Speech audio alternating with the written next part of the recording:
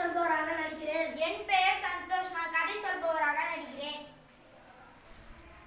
உலகில் தோன்றிய அனைத்து உயிரினங்களுக்கும் இன்றியமையாதது உணவு. உலக உயிர்கள் அனைத்தும் வாழ்நாள் முழுவதும் உணவு தேடியே உழைக்கின்றன. உணவே உயிர்களுக்கு ஆதாரமாக விளங்குகிறது. தனி ஒருவனுக்கு உணவு இல்லை என்றால் இச்சகத்தையே அழித்து விடுவோம் என்றார் பாரதியார். பசித்திருக்கும் ஒருவனுக்கு உணவு அளிப்பது என்பது தன் உயிரை கொடுப்பதற்கு இணையானது. அதுவே சிறந்தானமாகும். அதை விளக்கும் நாடகம் ஒன்றை காண்போமா? பாருங்கள். காட்சி 1. இடம் மணிப்பல்லவ தீவு. கதை மாந்தர்கள் மணிமேகலை தீவு தலைமை.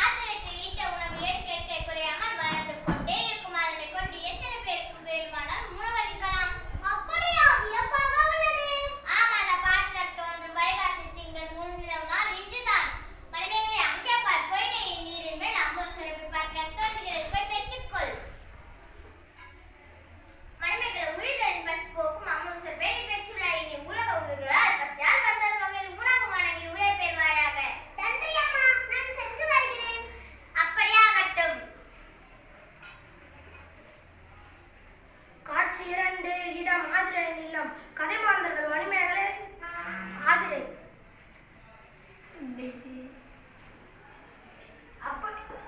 யார் நீங்கள்? இவ்வூரில் வந்த கோவலன் மாதவி ஆகியோரின் மகன் நான். உங்களின் சிறப்பை அறிந்து இப்பாத்திரத்தில் உணவு பெற வந்தேன். ஓ, நீங்கள் தான் மணிமேகலையா? உங்கள் பெற்றோரை பற்றினார்கள். உங்களை இன்றுதான் காண்கிறேன். ஜனபாத்திரம் மிகவும் அழகாக இருக்கிறதே.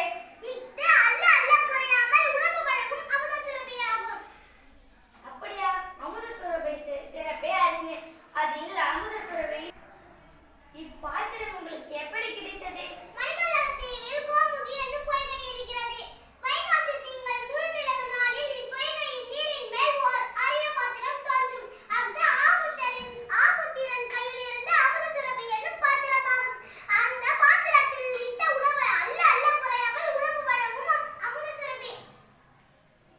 அப்படியா? அமுத சுரபை அறிஞ. அதில் இப்போதே உணவிடுகிறேன். ஆமாம், இதை கொண்டு என்ன செய்வீர்கள்? அன்பிற்குரிய ஆதிரியே, ஏழை மக்களின் பசியை போக்குவதே மேலான அறம். உணவு கொடுத்தவர்களே உயிர் கொடுத்தவர்கள் என்பதை உணர்ந்துள்ளேன். அதனால் இந்த பாத்திரத்தில் இருக்கும் உணவை பசியால் வாழும் மக்களுக்கு எல்லாம் வழங்கப் போகிறேன். மிகவும் மகிழ்ச்சி. உங்கள் அறம் செழிக்கட்டும், மக்களின் பசுமை ஒழிக்கட்டும்.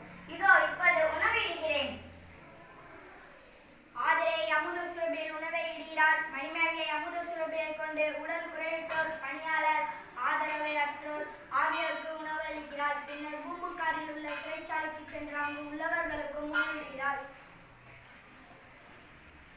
காட்சி 3. இடம் அரண்மனை. கதை மாந்தர்கள் மன்னர் மணிமேகலை சிறை காவலர்.